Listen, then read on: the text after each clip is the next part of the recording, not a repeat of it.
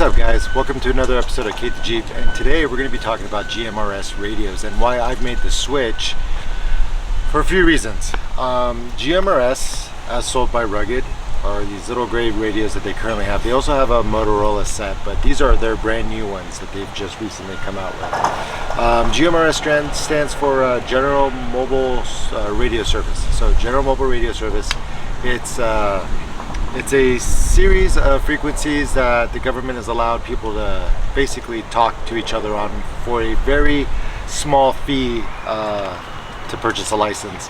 The license itself costs about $70 and is not that complicated to obtain. However, there are a few steps that you have to go through in order to get your license.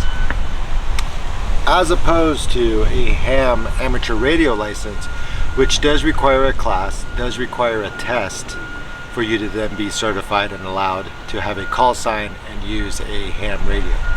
GMRS allows us both a high-powered option of in-dash, 25 watt, 45 watt setups, all the way to these, handy handheld GMRS radios. There's about 20 channels. Each channel has about a couple private channels on each one, and then there's repeater channels, which I believe the way it works, and I haven't really gotten too into it, but it allows you to communicate even further through the use of towers bouncing signals with each other. For what a lot of us use our radios for, GMRS is probably your best bet. Not only is it your best bet in how easy it is to use and how easy it is to remember the frequency numbers, but it's also easy just to obtain the legal opportunity to use these frequencies. Might have noticed this green one, Rugged's got a lot of stuff in the works and coming up, but we'll talk about that later. Anyways, I want to go through how to obtain your license. We can spend some time in the future talking about different signals, different ranges of frequencies, like some of the more intrinsic aspects of handheld radio use and what they're used for, everything from military operations, local law enforcement, first responders, to us weekenders out there enjoying ourselves. One thing I will say though is, don't just look at this and think of it as something for your vehicle. Get 3 of these if you have a couple kids. Put one in each of their backpacks whenever you go out. Immediately you've got a little bit more peace of mind, a little bit added insurance that you can find your children in a crowded mall, at an airport, which is what I recently used mine for. I stuck a radio in each kid's backpack and had the channel set, radios locked. All they had to do was turn it on and start talking on it if they got lost, and we'd keep their backpacks on them. Just one of those prepared dad things that I just don't want, the possibility of losing them somewhere like that and having to deal with trying to track them down. So it's not foolproof, but it's just, like I said, a little bit extra insurance. Anyways, in order to even use these radios, you do have to pay $70. You do have to fill out some paperwork online. It's fairly straightforward. It's not too difficult. And the great thing about that license is that it covers everyone in your immediate family. So if I go, which I have, when I bought my license, it stated that my entire family was now under that license, which is great. So just something to keep in mind as you're checking out your options and what you want to do and how you want to go about it. With all that said, let's get into how to get your license, and I'll show you how easy and kind of not so easy, like just a lot of different forms that you have to go in and fill out. So it's as easy as logging into Google and typing out Rugged Radios. And then you're going to go see Shop by Product. Now, if you just want to skip to it, get your GMRS radio, go to handheld radios, and then go ahead and select GMRS handheld radios. Once you do that, you have a couple options, single, dual. For this example, we're going to select the dual, the Adventure Pack. The Adventure Pack comes with 2 radios, ready to go. And essentially, like I said, it's only a $70 license and a series of forms that you have to fill out in order to get yours. So they give you a little link. You can go to the FCC, the Federal Communications Commission website, go to your radio licensing. First, you got to do an FCC registration. You go to register, you're going to fill out a series of information, either register as a business or an individual, and then your contact address, they ask if it's within the US. So go ahead, click continue. Now fill out this form. It's long, it's in depth. Just get all the information in there.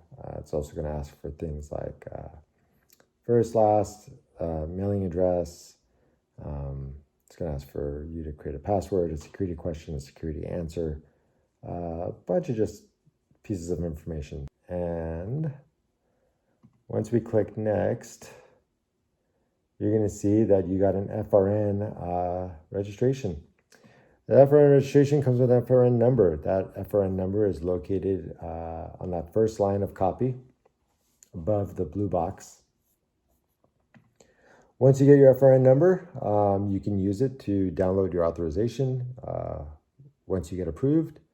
But you're also going to need it to actually apply for your license now. So, like I said, there's multiple steps, but it's not too difficult. So anyways, you're going to go to apply for a new license in Universal Licensing System, ULS. You're going to punch in your FCC registration number and then your password that you had created prior.